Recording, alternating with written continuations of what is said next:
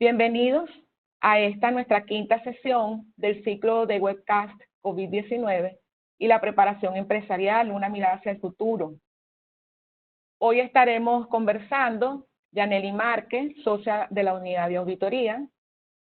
Hola, bienvenidos todos. Gracias, Yaneli. Rafael Sánchez, director de la unidad de asesoría. Hola, gusto en saludarlos.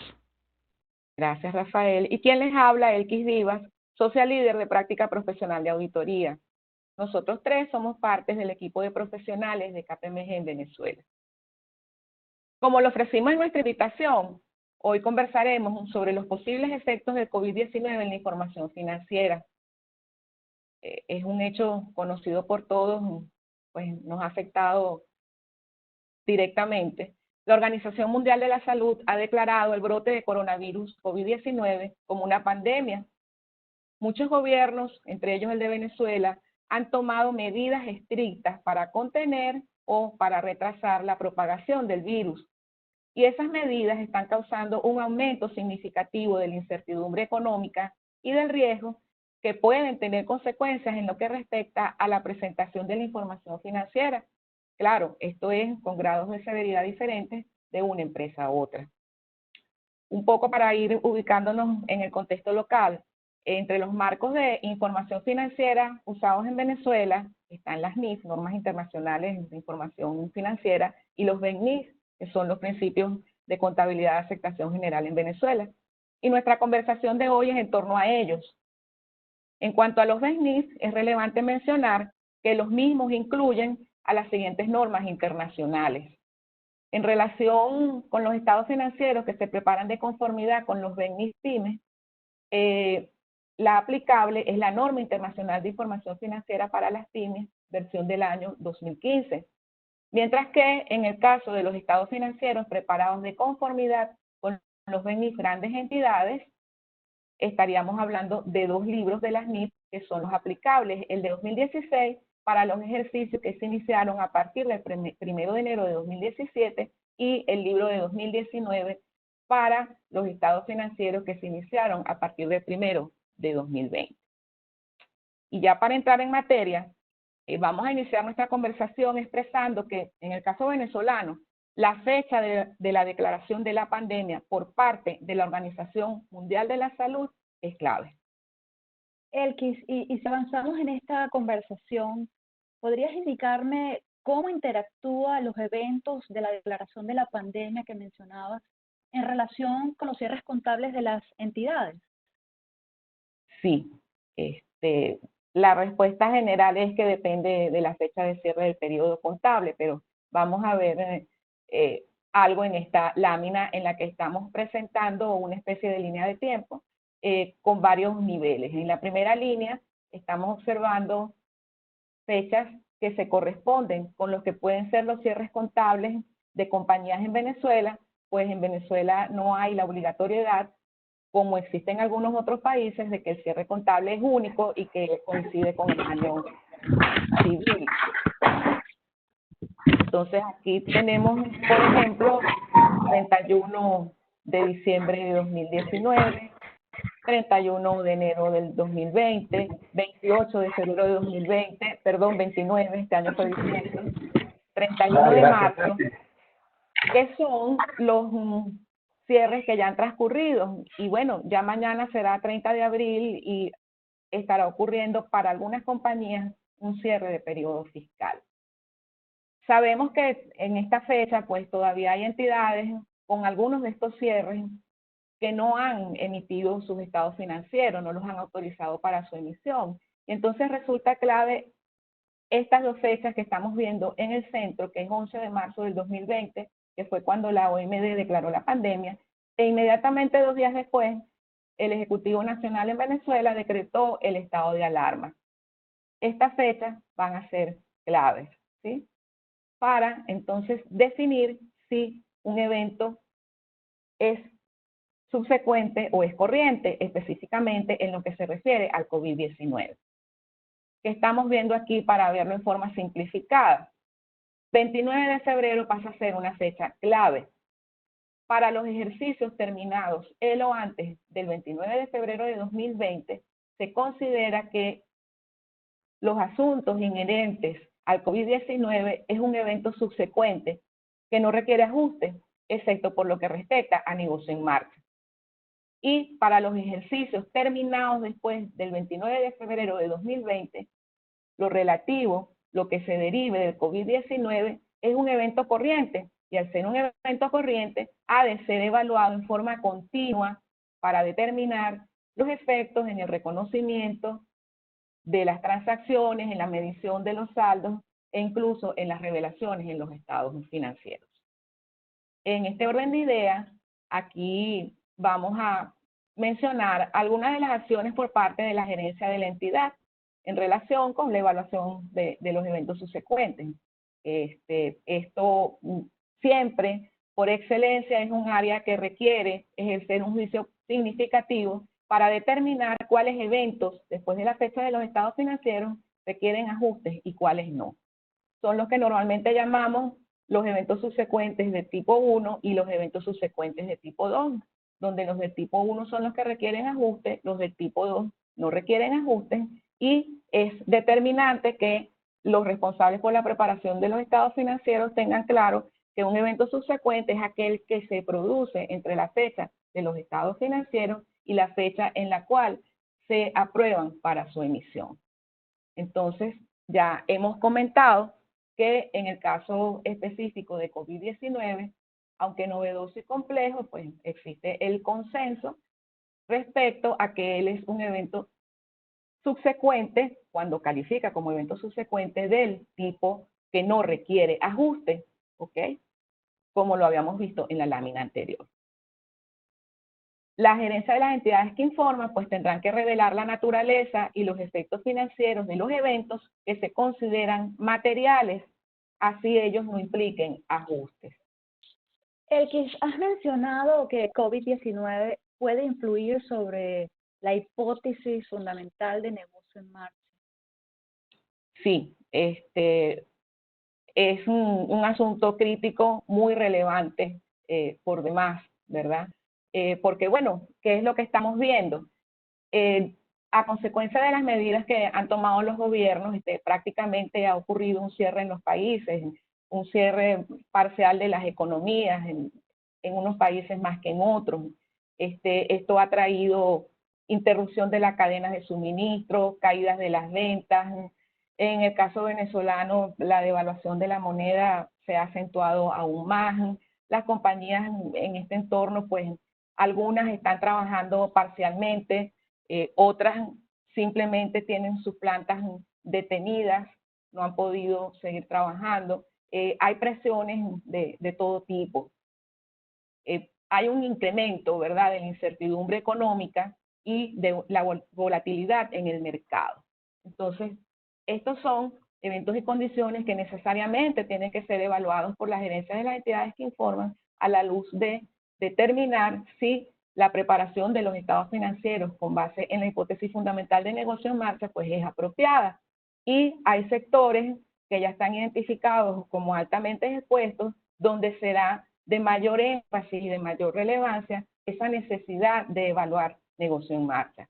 Están los casos de los hoteles, de las aerolíneas, el sector viaje y turismo, lo que tiene que ver con entretenimiento, deportes, empresas manufactureras, empresas minoristas, la industria petrolera, seguros, educación. Es extensa la lista de los tipos de entidades en donde esto está exacerbado. Aquí estamos tratando de mostrar en forma simplificada dos de los casos que podrían presentarse una vez que la gerencia de la entidad que informa ha hecho la evaluación sobre lo apropiado o no de utilizar la base de negocio en marcha en la preparación de los estados financieros. Pueden haber otros escenarios, pero vamos a ver quizás los que pueden ejemplificar mejor la situación. Una gerencia puede concluir que los eventos derivados del COVID-19 han deteriorado los resultados operacionales y la posición financiera de la compañía de una forma tan severa que el supuesto de negocio en marcha ya no es apropiado, ¿sí? En este caso pueden estar compañías que ya a la fecha de cierre de su periodo contable tenían déficit en el patrimonio, tenían pérdidas de clientes importantes, tenían una reducción significativa en su volumen de ventas, o tenían un capital de trabajo negativo. Es decir, que ya tenían eventos, ¿sí? Y esta situación del COVID-19 puede haber profundizado esas condiciones en las que yo estaba, y definitivamente pues la compañía, la gerencia, el accionista llega a la conclusión de que ya el negocio no es viable y que no tiene otra alternativa sino que liquidar la entidad. En estos casos ya no es apropiado utilizar la hipótesis fundamental de negocio en marcha al preparar esos estados financieros. Y en este caso, para no entrar en muchos detalles, pero en líneas generales habría que adoptar una base distinta, y esa base distinta es, en grandes líneas, que los activos tienen que estar medidos a sus valores de realización y los pasivos a sus valores de liquidación. Puede haber otro escenario en el que la gerencia concluya en que estos eventos derivados del COVID-19 se están convirtiendo en condiciones, en eventos que causan incertidumbre material sobre la habilidad de la compañía para continuar como negocio en marcha, pero que no hay decisiones de liquidación, la compañía tiene planes para reflotar la situación, y son planes además viables, alcanzables, y se llega a la conclusión de que sí es apropiada la preparación de los estados financieros con base en el supuesto o la hipótesis fundamental de negocio en marcha. Pero en estos casos, entonces, se vuelve imprescindible que la gerencia de la entidad que informa a través de las notas de los estados financieros haga una amplia revelación de la incertidumbre material y de los planes que tiene la gerencia de la compañía para salir adelante, diciéndolo en términos sencillos. Entonces, aquí algunas de las acciones que están tomando la gerencia de las entidades que informan y que tienen que tomar, tanto del punto de vista operativo, pero siempre aquí lo vamos a enfocar a la luz de qué hacer para que nuestros estados financieros pues, puedan reflejar los eventos y condiciones que se están derivando. Está la actualización de los pronósticos y los análisis de sensibilidad, tema que se vuelve complejo y muy retador, pues en escenarios de incertidumbre generalizada como la tenemos ahorita, es un tema de gran dificultad. Monitorear continuamente el flujo de caja para conocer si tienen los recursos necesarios para honrar el pago de sus obligaciones. Se puede estar evaluando el diferimiento de las inversiones en propiedades, plantas y equipos. Ahorita pues esa no es la prioridad es la de subsistencia. Hay que evaluar escenarios de reestructuración del negocio, pues una reestructuración es una vía para no desaparecer, es una vía para manejar el negocio desde un enfoque diferente al que se venía haciendo o para que el negocio tenga un alcance distinto. Y eso pues tiene sus consecuencias también desde el punto de vista contable en los estados financieros que veremos más adelante.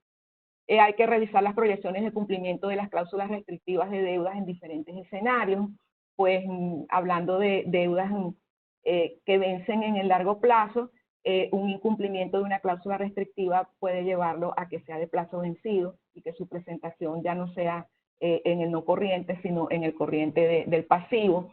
Hay que evaluar escenarios de reestructuración de deuda y o de financiamiento adicional, incluyendo a los bancos, a los accionistas, a otras partes relacionadas cuando las compañías forman parte de un grupo.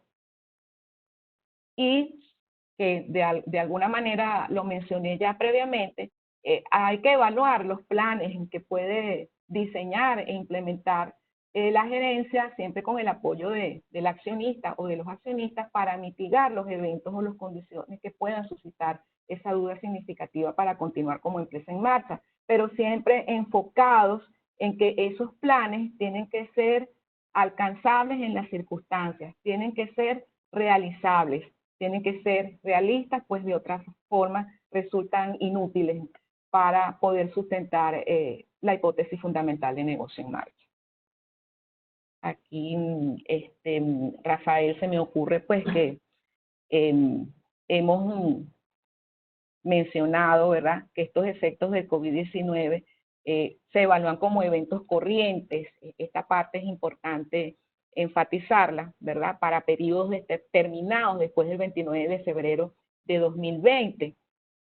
Entonces, para esos ejercicios ya tenemos que entrar en el terreno de que al no ser eventos subsecuentes, sino eventos corrientes, van a tener efectos en los registros contables de la compañía. Estas evaluaciones pues se vuelven más desafiantes cuando están involucradas estimaciones contables, porque bueno, involucra un alto juicio para poder estimarlas.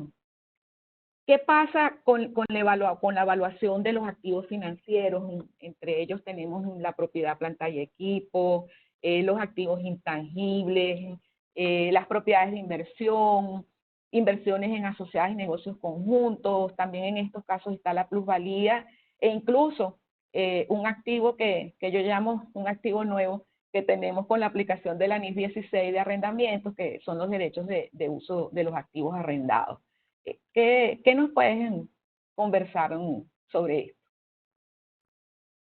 Bien, evidentemente estos activos se van a ver afectados por el cese de operaciones en muchos casos o la baja en la productividad debido al evento del COVID-19.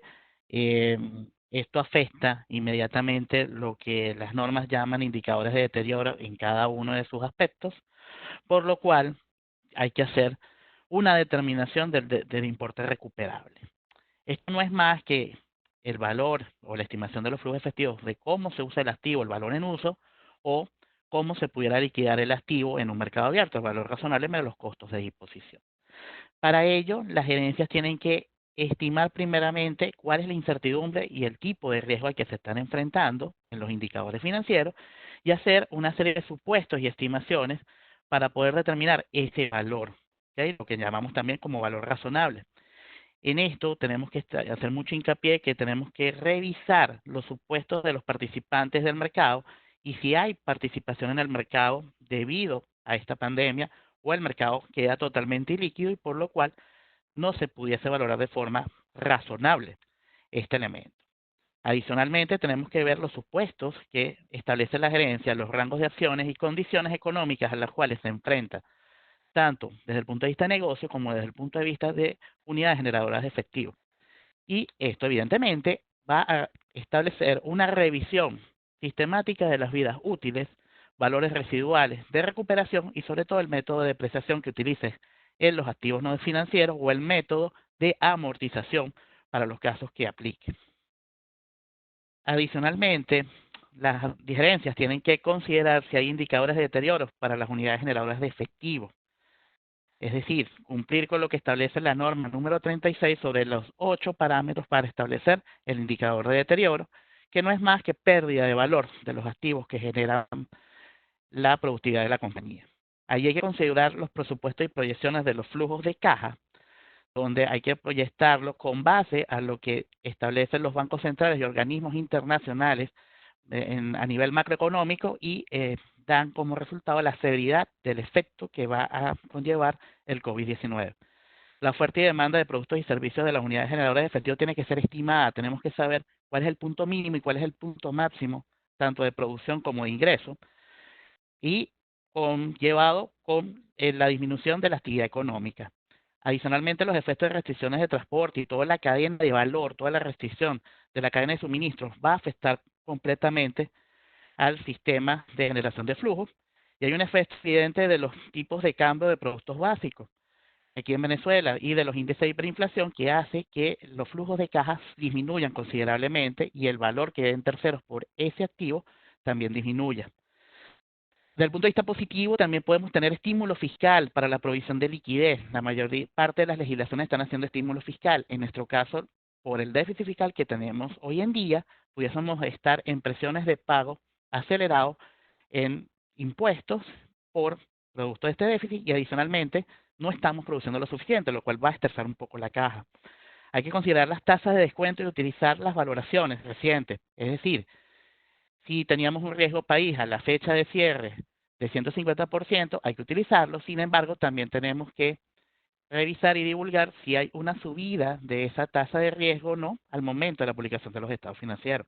Hay que sensibilizar los supuestos y las estimaciones de tasa, y adicionalmente hay que documentar adecuadamente las principales fuentes de incertidumbres de la estimación para sensibilizar. Ok, bueno, Rafael, entiendo entonces pues que sin lugar a duda esto puede tener efecto en la determinación del valor razonable. ¿Cuáles son las consideraciones en este aspecto? Así es, hay consideraciones altas debido a la baja de los niveles de la actividad económica. Esto afecta directamente el valor razonable de los activos. Va a haber mayor riesgo de crédito y mayor riesgo de liquidez. Es decir, va a haber mayor iliquidez de la economía en términos real, no en términos nominal. Y adicionalmente, el crédito se va a restringir en muchas partes y va a retrasarse el pago de las cuentas por cobrar y algunos instrumentos financieros. Va a haber volatilidad en los precios, en los commodities, en los mercados internacionales, y los tipos de cambio también van a ser muy volátiles post la pandemia. Adicionalmente, los riesgos de presupuesto y flujo se van a ver afectados por la generación de caja y la imposibilidad de estimar esos escenarios de estrés financiero. Entonces, las gerencias tienen que establecer tres parámetros fundamentales, que es un precio cotizado en un mercado activo, establecer el mercado activo y el precio de cotización para proporcionar una evidencia confiable de medición de valor razonable. Hay que resaltar que no se permite el uso de la retrospectiva en el ajuste del valor razonable.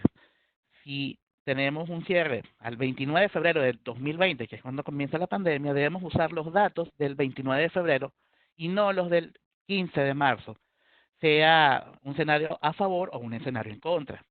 Y, evidentemente, evaluar la razonabilidad de los datos observables y no observables. Entiéndase observables, datos que puedes conseguir en un mercado abierto, y los no observables por medidas de medición interna. Esto va a hacer que los niveles y jerarquías de valorización pasen de un nivel 1 y 2, que son de mercado observable, a un nivel 3, que son fabricación de modelos propios y estimaciones propias de la gerencia, donde se necesita mucho juicio profesional. Para ello, las gerencias deben reflejar los supuestos de los participantes de mercado y establecer su mercado activo. Vamos a empezar a visualizar que los mercados van a estar un poco ilíquidos o inactivos, incorporar primas de riesgo que sugieran la mayor incertidumbre u otros efectos que puede llevar la pandemia y la pospandemia, análisis de los datos observables que entran y los no observables. Esto es significativo y desde el punto de vista de documentación gerencial es importante para poder estimar los escenarios y considerar la ampliación de las revelaciones de los supuestos claves. Como mencionamos anteriormente, vamos a estar en presencia de valoraciones de nivel 3, por lo cual hay que hacer análisis de sensibilidad, análisis de escenarios y muchas divulgaciones especiales en los instrumentos que vamos a construir en el futuro. Aquí, con base en esto y todo lo que estamos hablando, Yaneli, hay efectos importantes o, como hablamos del deterioro en los activos no financieros, puedes comentarnos cómo el COVID-19 incide sobre la realización de los activos por impuestos diferidos. Gracias, Rafael, por tu pregunta. Es importante que primero mencionamos o hablemos de que conforme a la NIC 12, impuesto a las ganancias, se reconoce un activo por impuestos diferidos por diferencias temporarias deducibles y pérdidas fiscales no utilizadas, llamados créditos fiscales. Esto se reconoce en la medida que sea probable que hayan ganancias imponibles futuras disponibles. Si nos paramos en las actuales circunstancias del COVID-19, es un reto para las organizaciones hacer las proyecciones de esas ganancias imponibles futuras, porque estas pueden verse afectadas por las estimaciones de los flujos de caja, las proyecciones, porque como hemos hablado, pues hay disminuciones en la producción, hay variaciones en los precios de venta, hemos estado viendo temas de regulación, hay incrementos de costos, y determinar cómo serán esas proyecciones de los flujos de caja, pues es un issue importante. También, cuáles pueden ser las estrategias fiscales que una entidad puede tomar con relación a estos cambios y circunstancias que estamos viviendo. Y no ha sucedido, pero en algún momento el gobierno pudiese tomar algunas medidas que puedan ayudar a aliviar la situación, ¿no?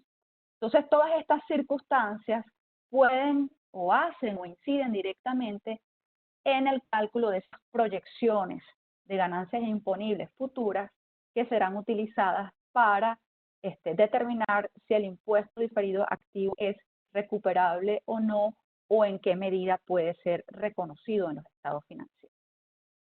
En este punto hay que hacer notar, lo hemos mencionado, pero cuando las gerencias están preparando estas proyecciones de ganancias imponibles futuras, deben basarse en las expectativas que existen hoy. Bien lo decías tú, hoy estamos en 29 de abril y muchas organizaciones pudiesen estar ya de cara a su cierre de mañana, 30 de abril, y están evaluando qué cantidad de impuesto diferido activo pueden reconocer, y esas expectativas deben ser con la información que se tiene disponible hoy, por ejemplo, información que ya ha publicado el Fondo Monetario Internacional.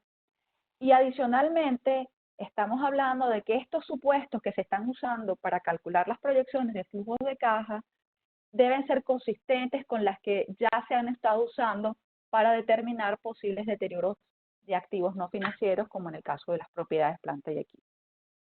Si hablamos de cuáles son esas acciones que la gerencia de una entidad debe evaluar hoy, bueno, simplemente monitorear acciones gubernamentales que se puedan considerar o que puedan surgir. Sabemos que en casos particulares, el nuestro, esto puede ser una condición poco particular, bien lo comentabas, por las presiones de caja externa, pero también debemos considerar cómo son las condiciones económicas que pudiesen afectar estas estrategias, ¿no?, fiscales que pudiesen planificar las organizaciones hoy o estar planificando. También cualquier incertidumbre de cómo tratar algunas partidas de cara a las declaraciones de impuestos y que esas decisiones pueden afectar el impuesto diferido que se vaya a reconocer. Bueno, hablar de las proyecciones de cuándo se puede revertir una diferencia temporaria con relación a las ganancias imponibles futuras, y obviamente todo esto afecta significativamente cómo la gerencia debe presentar y revelar esta información en sus estados financieros, sobre todo en los juicios y estimaciones hechas para determinar qué proporción de impuesto diferido se reconoce o se deja de reconocer en sus estados financieros. Bueno, Rafael, Yanely, hasta ahorita hemos conversado sobre unos cuantos activos, ¿no? Ahora hablemos de los pasivos. Yanely, el COVID-19 puede dar lugar a pasivos ineludibles o a contratos a pérdida. Sí, es una interesante pregunta y ya lo hemos venido de alguna forma abarcando en otros webcasts que hemos tenido desde un punto de vista legal, y ahora tendríamos que revisar cómo eso se refleja en los estados financieros o en la contabilidad, ¿no? La NIC 37 proporciona orientación para los que llamamos contratos onerosos, o que son todos aquellos contratos que generan pérdidas. Es decir, aquellos que los costos inevitables de cumplir con las obligaciones exceden los beneficios económicos que se esperan recibir bajo este contrato que se tenga, ¿no? Estos costos inevitables pues son el menor, el que resulte de cumplir con el contrato o de decidir de no continuar con el contrato. Entonces, en ese marco de definición, si nos paramos en las actuales circunstancias del COVID-19, podríamos decir que hay algunos factores que podrían ayudarnos a determinar que un contrato que yo tengo hoy se está convirtiendo en un contrato oneroso o que me está generando más pérdidas que beneficios.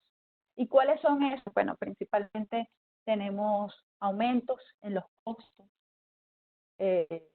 pasados por paradas de producción, costos de distribución que se han incrementado exponencialmente en estos días, también por el efecto del combustible. Por este mismo hecho, probablemente se decida reemplazar proveedores que estén más cercanos de las localidades donde estoy prestando o fabricando o prestando mis servicios. A lo mejor necesite contratar empleados adicionales porque voy a estar teniendo mayor producción, o el efecto contrario, costos asociados con más gastos de empleados sin estar produciendo, más gastos de mano de obra sin estar produciendo. Y otros efectos que tienen que ver con la reducción de beneficios económicos producto de la caída de los precios, porque no tengo una demanda. Si no tengo una demanda, entonces muchas compañías han optado por disminuir sustancialmente sus ingresos, y otros, bueno, estamos viendo algunos puntos relacionados con regulaciones de precios. Y esto, si le aunamos adicionalmente a nuestro contexto país de hiperinflación o de evaluación, pudiésemos estar hablando de estos contratos onerosos.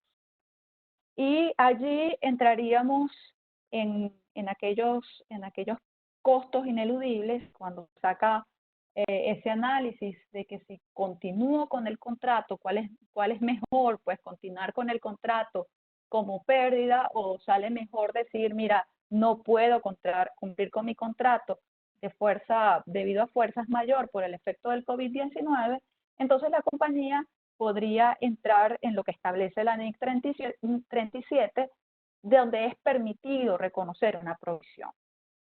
Pero si antes de nosotros decir que podemos registrar una provisión, entonces tenemos que pararnos en el hecho de que esa obligación tiene que existir ahora. O sea, si yo me vuelvo a parar en el ejercicio que estoy cerrando ahorita, 29, 30 de abril, yo debo analizar mis contratos que tengo ahora y evaluar si esa obligación existe hoy. Es decir, que yo no puedo reconocer en mi estado financiero pérdidas futuras. Si el contrato no existe, no puedo anticipar que voy a tener pérdidas a partir del 1 de mayo y registrarlos actualmente. Otra cosa puntual es que esta obligación que tengo hoy día me va a generar una salida de recursos económicos, y entonces allí es cuando puedo, es que ahora puedo reconocer el pasivo, y lo voy a poder reconocer si es de una manera fiable. También debemos mencionar que los casos de fuerza mayor que están contemplados en nuestro Código Civil nos pide que debemos determinar cuándo que debe haber un vínculo entre el incumplimiento del contrato y la fuerza mayor. Y entonces en ese caso se requerirá que las compañías a lo mejor deban recurrir a sus asesores legales para que los ayude con estar presente en un contrato oneroso, o que si ese pasivo existe por contrato oneroso. Si nos resumimos entonces en cuáles son estas acciones que debe tomar la gerencia, bueno, considerar si el brote de COVID-19 pues, ha provocado un pasivo que resultaría en una salida de recursos, es decir, si existen estos contratos, evaluar cuál es el mejor escenario que tiene la compañía, si llegar hasta final con el cumplimiento del contrato, o simplemente decirlo que no voy a poder cumplirlo y llegar a las cláusulas de fuerza mayor. También pues analizar cuáles serían esas proyecciones de costos y cuáles serían mis proyecciones de beneficios en esos contratos onerosos, y una vez más estamos parados en las circunstancias donde debemos usar los mismos escenarios que hemos analizado en el reconocimiento de los deterioros de activos no financieros, en los activos por impuestos diferidos y cualquier otro escenario que estemos usando, ¿no? ¿Qué nos lleva a esto? Pues definitivamente que, bueno, la gerencia tenga que aún más incrementar todas sus revelaciones con las estimaciones que se están hechas. Cómo la gerencia llega a la conclusión de que existe un contrato oneroso y cómo lo estimó, ¿no? Principalmente. Elgis comentó que para analizar la hipótesis de negocio en marcha hay que evaluar escenarios de reestructuración. ¿Cuál sería el tratamiento contable sobre esto, Yaneli? Sí, ciertamente muchas compañías como una salida a poder surgir o seguir continuando sus operaciones, tiene que tomar algunas medidas de reestructuración que tuve que ver con cerrar operaciones, eh, cerrar líneas de producción, centros de distribución. Y allí estaríamos en lo que dice la NIC 37, que es un contrato de reestructuración, ¿no? Y tenemos que decir que es un programa planeado, controlado por la gerencia, que modifica materialmente el alcance del negocio. Y cuando digo que modifica materialmente el alcance del negocio, no necesariamente estamos hablando de factores negativos. Pudiesen haber algunos sectores que el COVID-19 les está permitiendo tener un alcance mayor y crecer su negocio. Entonces, la reestructuración puede estar enfocada en un crecimiento y no en un cierre de operaciones. Y el otro punto es que cuando hablamos de que es programado, que es controlado por la gerencia, es porque se ha tomado decisiones a niveles ejecutivos que son muy altos. ¿Okay? Entonces, ese plan que ha tomado la gerencia y que lo ha tomado los accionistas debe ser formal. ¿Okay? Cuando digo formal, es que debe ser ya inicialmente implementado, se deben haber anunciado cuáles son las características del plan de reestructuración, es decir, si yo voy a cerrar una localidad, ese plan debe decir qué localidad estoy cerrando. Si van a haber despidos de empleados, entonces tiene que decirse cuáles son esos empleados.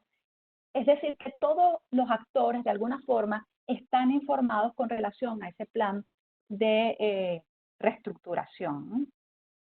¿Qué aspectos deben incluir o qué costos están permitidos que se incluyan en esa provisión de reestructuración?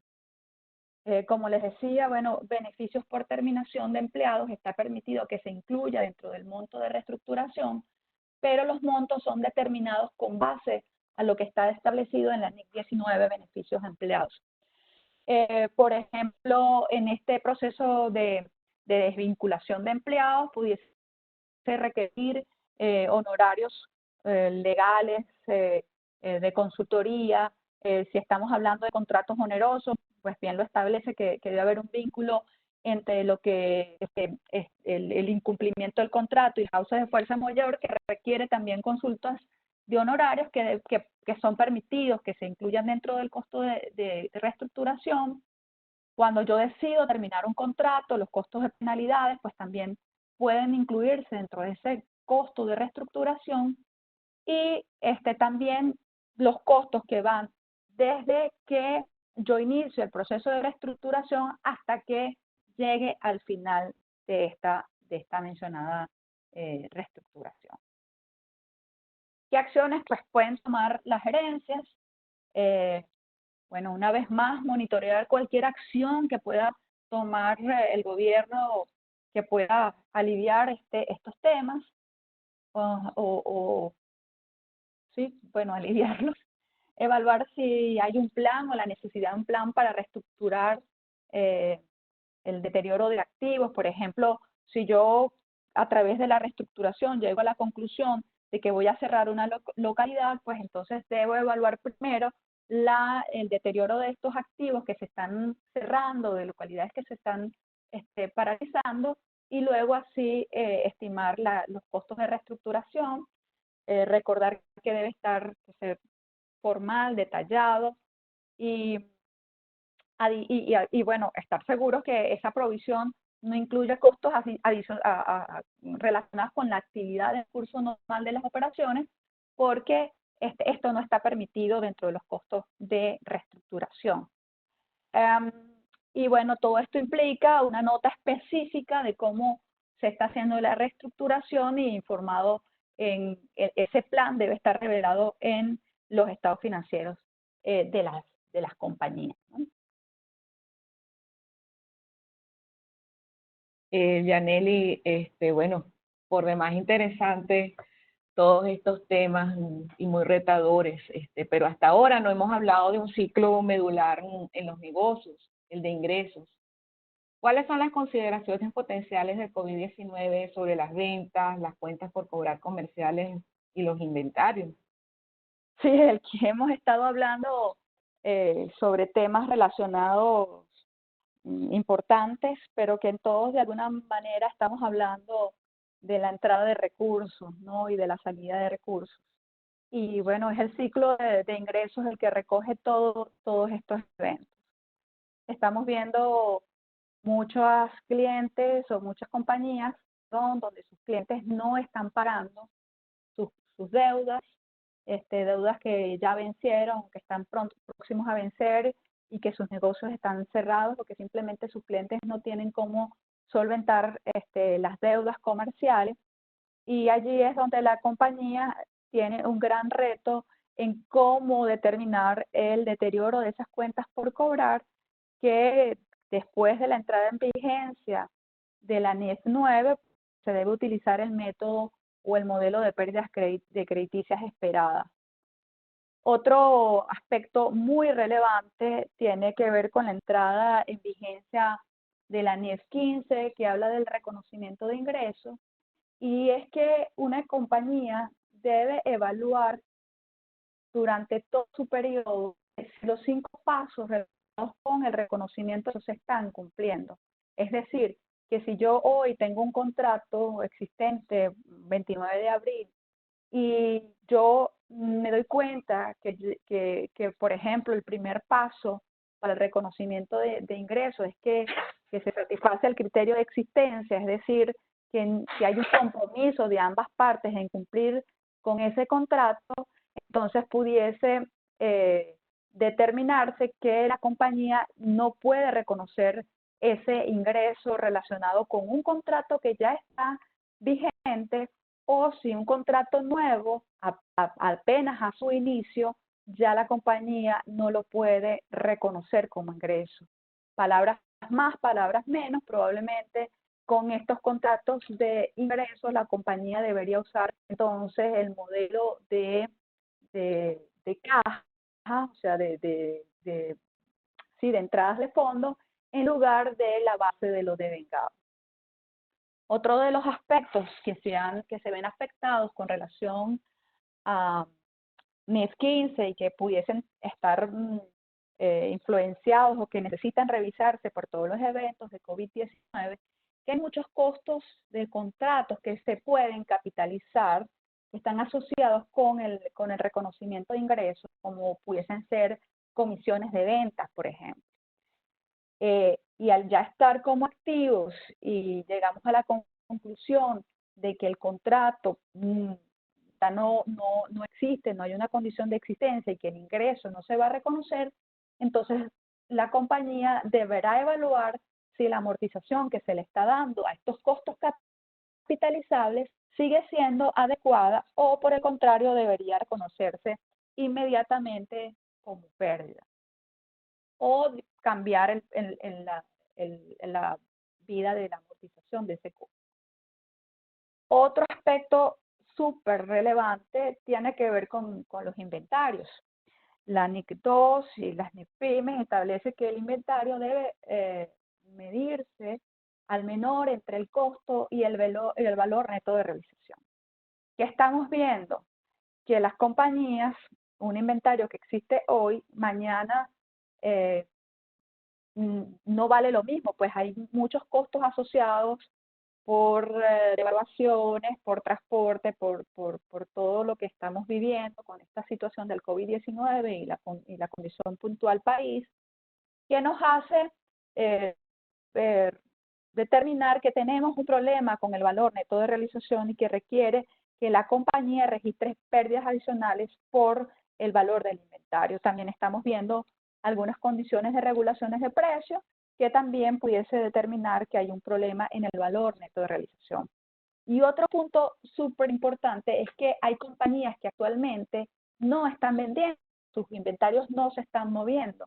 Y al no moverse el inventario por un tiempo prolongado, puede ser un issue súper importante determinar cuándo o qué valor es el recuperable de los inventarios. Entonces, como vemos, tenemos muchos aspectos relacionados con el reconocimiento de ingresos, que toda esta situación de COVID-19 y la situación puntual del país, que representa un gran reto para la gerencia y que se deben tomar estas acciones como evaluar si tenemos deterioro de nuestras cuentas por cobrar, si tenemos que incurrir en pérdidas adicionales porque no voy a poder reponer mis inventarios, evaluar los periodos de amortización de esos costos del contrato capitalizables, también evaluar si hay algún otro activo asociado que debo considerar y amortizar, y obviamente, como hemos venido hablando, todas estas premisas deben ser consistentes con todos los otros costos que he estimado en las otras proyecciones y revelar todos los juicios y estimaciones que hemos hecho para llegar a la conclusión de que los activos relacionados con ingresos o si el reconocimiento de ingresos no es apropiado en las situaciones actuales que estamos viviendo. Entonces, bueno, yo mencionaba hace un momento que todas estas cuentas por cobrar comerciales deben ser revisado el deterioro basado en el modelo de pérdidas de crediticias esperados de conformidad con NIF 9. Entonces, Rafael, yo quería preguntarte cómo COVID-19 incide sobre este modelo. Evidentemente incide sobre este modelo desde el punto de vista de la recuperación de la cuenta por cobrar y el pronóstico de razonabilidad con base a condiciones económicas. Las condiciones actuales hacen que las cuentas por cobrar con este evento se recuperen más lentamente. Allí tenemos que incorporar componentes de riesgo significativo como la tasa de interés efectiva. Toda cuenta por cobrar vinculada a un ingreso ordinario no debería ser calculada con la tasa de interés efectiva o su tasa igual a cero. Sin embargo, cuando los eventos extraordinarios impactan significativamente en esa recuperación, tienes que establecer una tasa de interés de descuento o de descuento, ¿no? No te puedes basar solamente en los hechos históricos. Con esto lo que se busca es que las cuentas por cobrar reflejen el valor de dinero en el tiempo y que los componentes significativos a nivel financiero den el precio de la transacción que daría un tercero por ella. Para eso se utiliza un modelo simplificado donde la entidad siempre va a valorar la posible pérdida o el posible impacto en su flujo de caja dentro de este activo financiero. Para medir esto, hay que en primer lugar revisar 4 aspectos fundamentales. La información actual, que básicamente es lo que mencionábamos, cómo afecta la economía en este aspecto, los escenarios macroeconómicos, como mencionamos también en la parte de activos no financieros, qué opinan los entes centrales o cómo proyectan la situación los entes centrales para establecer las tasas de descuento mencionadas anteriormente, y las políticas que puedan llevar los gobiernos para incentivar los cobros anticipados o para retrasar los pagos o cobros de ciertos instrumentos financieros, sean cuentas por cobrar o cuentas por pagar. De allí se va a definir un modelo de estimación de escenarios y de estimación de sensibilidad con respecto a las variables macroeconómicas, donde vamos a poder estimar de maneras más fiables o pronosticar de manera más fiable la recuperación de esta cuenta, que es lo que te pide la norma NIF 9 para la pérdida de crédito esperada de los próximos 12 meses, es decir, el próximo año, y el deterioro de los activos financieros. Para ello, las gerencias también deben tomar las siguientes acciones. Deben evaluar cómo incorporar la información prospectiva sobre el brote del COVID-19 con base a la información de los entes gubernamentales y entes centrales. Adicionalmente, deben considerar la segmentación aplicada para cada tipo de cliente, para cada mercado, en la pérdida de crédito esperada, con base a los hechos económicos que van a suceder con el COVID-19. Y adicionalmente, vamos a evaluar si una cuenta por cobrar comercial puede modificarse o ha sido modificada por este evento, donde los flujos de caja pueden verse retrasados o anticipados dependiendo también de incentivos fiscales. Considerar también cómo incorporar el efecto de cualquier seguro de crédito y apoyo gubernamental. Desde el punto de vista de los escenarios macroeconómicos, hay que establecer si se necesitan escenarios económicos adicionales, estudios adicionales, si son necesarios ajustes de los resultados de los modelos, desde la base de un experto crediticio y desde la base de un estudio cualitativo en muchos casos por tipo de clientes. Si la medición captura adecuadamente los tipos de clientes y regiones y sus efectos económicos post-COVID-19 y durante la pandemia, y los cambios de comportamiento de los clientes después de este evento. Esto es muy importante que lo tengan en cuenta como tal. El efecto de cualquier asistencia de prestatarios o el gobierno regulador, si el gobierno va a asumir algunas cuentas o va a retrasar pagos, y el efecto de cualquier acción planificada por la entidad, modificación de tolerancia, de límites de crédito, de exposición de crédito o créditos adicionales a algún tipo de cliente que sea necesario para medir cómo se afectan los flujos estimados. Como ven acá, el apoyo gubernamental es importante, como el último punto que vemos en las acciones de la entidad. También, como se dijimos, tenemos que segmentar nuestra cartera de clientes. Es importante que no veamos el cliente como un todo, sino segmentarla y estudiar cliente por cliente o activo financiero por activo financiero.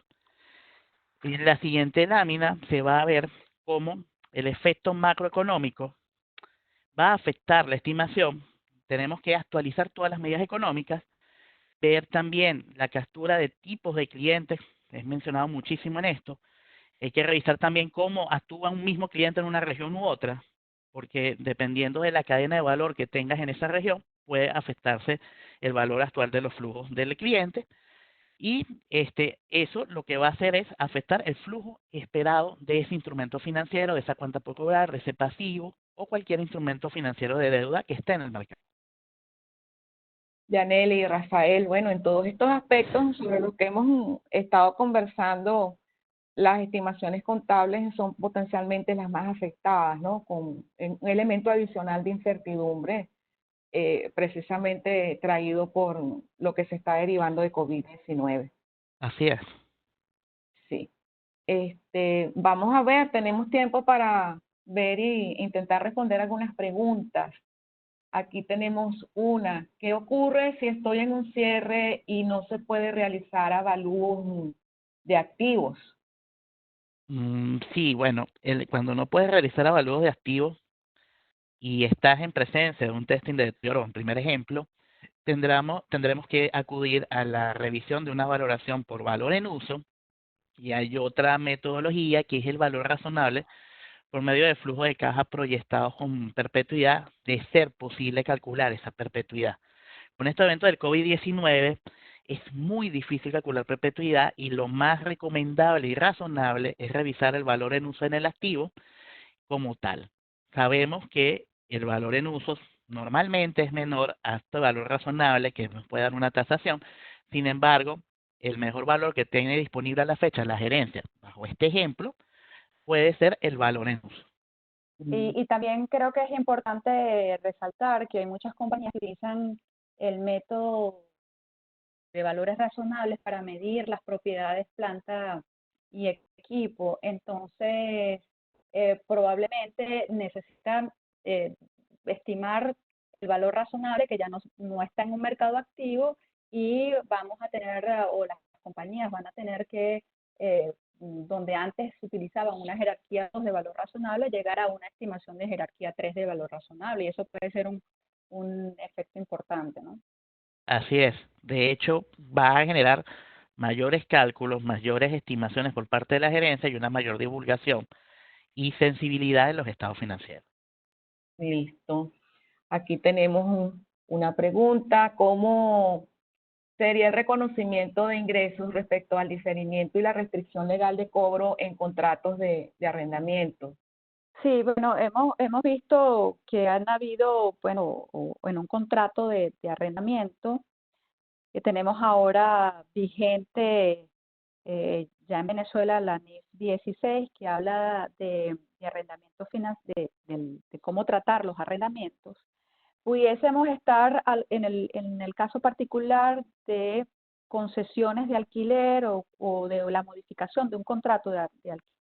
alquiler. Si lo vemos en un ejemplo, puede que llegue a un acuerdo donde tanto el arrendatario como el arrendador o el propietario llegan a un acuerdo en disminuir el canon de arrendamiento 50% en los próximos 12 meses, o que alguno de los arrendatarios se vaya por las concesiones que está haciendo el gobierno con relación a los dispensas de pagos de arrendamiento.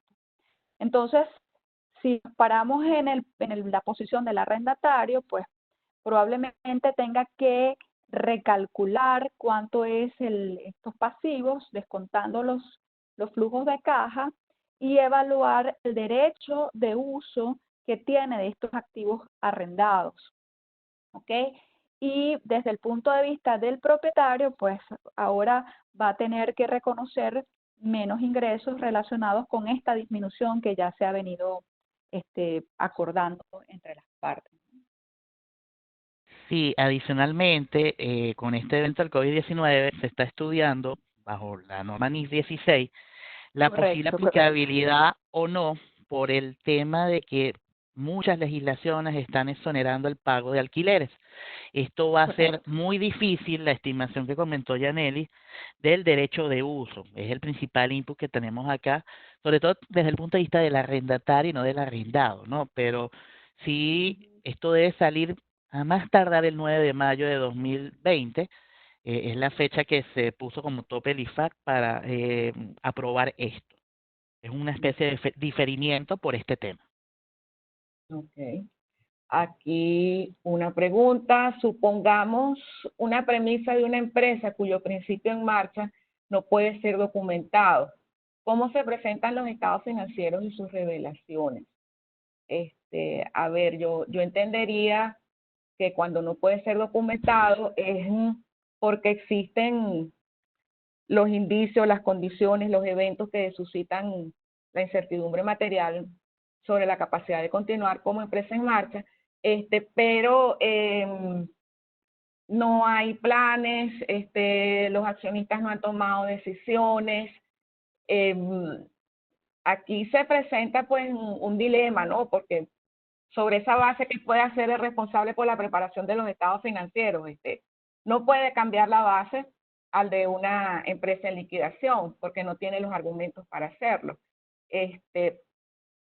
Pareciera que tiene que seguir preparando los estados financieros sobre esa base de going concern, pero aquí entonces va a estar la interacción con el auditor externo, quien también pues tiene que pronunciarse sobre going concern, y quizás se tenga que llegar a una situación un poco extrema desde el punto de vista del informe del auditor, ¿sí? Aquí ya pues se está trasladando el tema, más la carga hacia la parte del auditor, porque si la misma gerencia no puede sustentar la base de going concern para la preparación de los estados financieros, pues el auditor estaría ante una limitación en el alcance de su trabajo de tal magnitud que tiene un efecto generalizado sobre esos estados financieros, y el auditor pues va a tener que optar por una abstención de opinión. Entonces, claro, y también si lo vemos desde el punto de vista del preparador, el sí. preparador debe hacer su mejor esfuerzo con los escenarios presentes en la actualidad y para determinar cuál es el efecto que tiene. O sea, siempre tiene que hacer su mejor estimado de cómo le afectará toda esta situación en su flujo de caja. Pues sabemos que hay información que no es consistente, que no es variable, pero hay métodos de estimación que permite a la gerencia llegar a determinar cuáles serían sus flujos de caja futuros, ¿no? Sí, Su mejor estimado. Siempre hablamos del mejor estimado.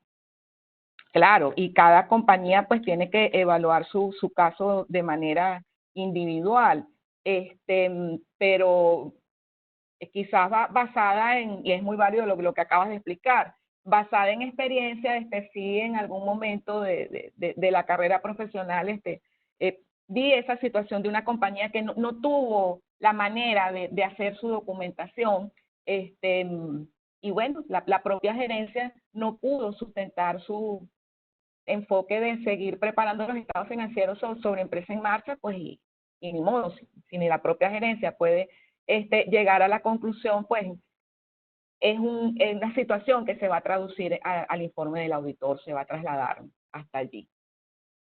Bueno, estamos excedidos 2 minutos, a ver qué otras preguntas se nos están quedando. Hay unas en relación con cuentas por cobrar. Ajá. También hay unas modalidades de trabajo.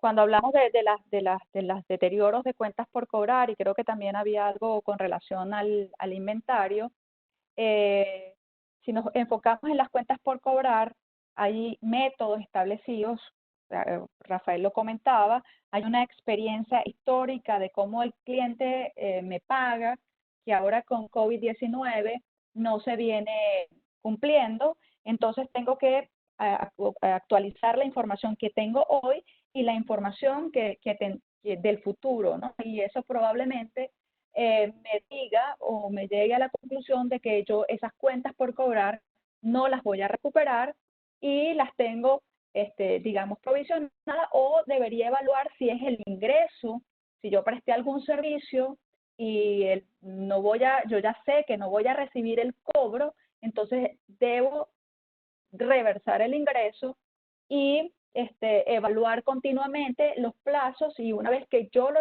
recobre esta deuda, es que reconocería el ingreso per se, ¿no? Pues, quería complementarlo del instrumento financiero, porque aquí veo bastantes también inquietudes sobre los instrumentos financieros, no solo cuentas por cobrar. Lo importante acá es estudiar tanto los instrumentos de deuda como en los instrumentos de cuentas por cobrar, estudiar cada situación como tal, o sea, analizarla desde el punto de vista de tú como proveedor de servicio o empresa como proveedor de servicio y la parte de tu cliente. Evidentemente existen muchos clientes con instrumentos financieros en la calle. Aquí hay una de las preguntas sobre instrumentos financieros vinculados a la industria petrolera que tienen un estrés financiero importante, pero no quiere decir que no se le calcule la exposición de pérdida crediticia esperada, pero la exposición de pérdida crediticia esperada vinculada al valor de dinero en el tiempo. Si la estimación es cobrarla en 5 años, evidentemente se proyectará 5 años y se dará el valor actual que tiene esa cuenta hoy. No quiere decir que no la vayas a cobrar y que no haya ningún proceso de incobrabilidad futura, pero sí la vas a cobrar más lento y evidentemente hay una pérdida que va a ser revertida en el tiempo cuando se vaya a cobrar esa cuenta por cobrar. Y evidentemente los instrumentos de deuda son cuentas que también tienen por cobrar desde el punto de vista de los clientes, ¿no?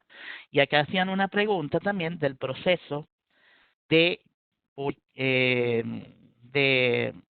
cuando reconoces en un instrumento financiero que vinculado a un ingreso que posiblemente no vayas a recuperar y está en moneda extranjera. Evidentemente tenemos que tratar de, como dijo Yaneli en el principio, estimar la cobrabilidad de ese instrumento financiero y si es necesario no reconocer gran parte de ese ingreso que no se va a recuperar, ¿okay? No solo por vía de la ganancia o pérdida de moneda extranjera. Aquí hacen una pregunta. Sí, adelante, Yaneli, adelante. Para continuar había una pregunta relacionada con que los precios de los inventarios habían disminuido en un 50% en el último mes. Y bueno, pregunta si se debe provisionar como pérdida en el estado financiero de abril. Pues la pregunta, pues obviamente depende de cada hecho y circunstancias, pero la norma lo que establece es que registra el inventario al menor entre el costo y el valor neto de realización. Y cuando se calcula el valor neto de realización, se concluye que en realidad vale 50% menos, pues entonces hay que reconocer esa pérdida en los estados financieros. Por aquí preguntan, ¿qué pasaría si al cierre no puedo iniciar los procesos de auditoría externa de mi estado financiero? ¿Tenemos posibilidades de reestructuración en el ejercicio siguiente o solo implica revisión de saldos iniciales y revelaciones? Bueno, siempre va a estar abierta la posibilidad de reestructurar la información comparativa. Entonces, la respuesta sería sí, tienes la posibilidad de hacerlo y normalmente es lo que va a ocurrir en cualquier trabajo profesional de una auditoría de estados financieros. Si los estados financieros del periodo anterior no fueron auditados en su momento, se necesita la evidencia sobre esos saldos y de haber errores en ellos, pues existe la posibilidad de reestructurarlos. Bueno, yo creo que hemos atendido, no todas, pero sí la mayor parte de las preguntas. Nos piden que pongamos a la disposición la presentación. Este webcast va a estar en el canal de YouTube de la firma. Aprovechamos para recordarles que tendremos más sesiones en los miércoles que siguen. Para el 6 de mayo es estrategias laborales ante el COVID-19, 13 de mayo el fraude y la gestión empresarial en tiempos de COVID, y bueno, no los menciono todos para que tengamos pendientes los más inmediatos, 6 de mayo y 13 de mayo. Tenemos aquí en la siguiente lámina la información sobre nuestras redes sociales. Y bueno, muchísimas gracias por Muchísimas gracias. habernos Muchas gracias, un permitido placer. estar conversando con ustedes durante la mañana de hoy sobre un tema tan retador.